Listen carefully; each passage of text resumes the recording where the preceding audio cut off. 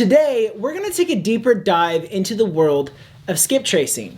Knowing how to look up someone's contact information is a crucial piece to finding motivated sellers, and there isn't a lot of information out there on the practicals of how to do it. There are a number of ways you can approach this, from websites that are 100% free to use all the way to incredibly expensive subscriptions with very strict regulations on the data like LexisNexis. Generally speaking, the more expensive the source of data, the more consistently accurate the data will be. But the law of diminishing returns definitely comes into play here. So for our purposes as real estate investors, we would probably fare well with something like Spokeo. For around $14 a month, you can generate up to 100 records per month. It's a pretty sweet deal. Now, with any skip tracing data source, the information is never going to be 100% accurate all the time.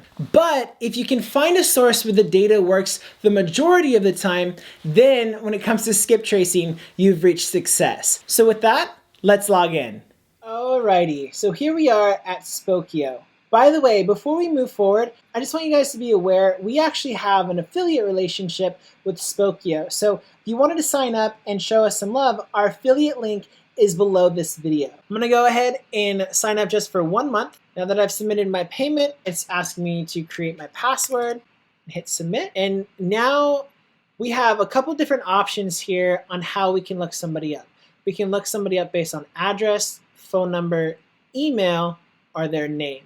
For the sake of example today, I'm going to just use myself as the subject to skip trace. Let's say you didn't have any information about me except my name.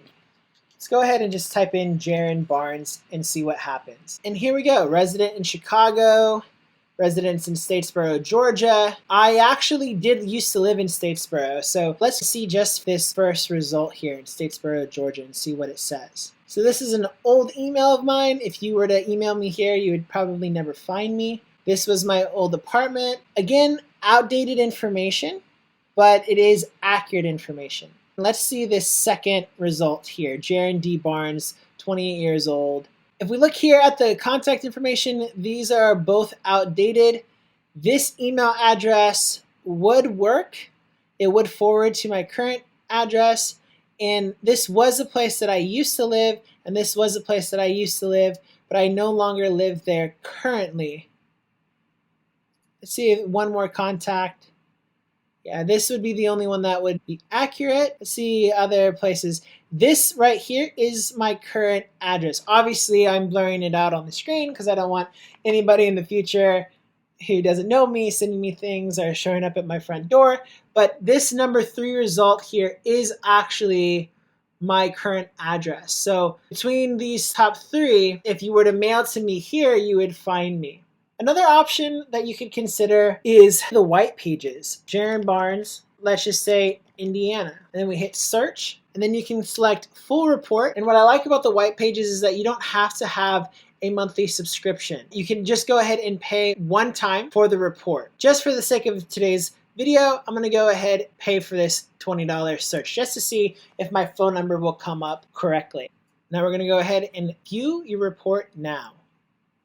So it has my address correct, and it has my phone number correct.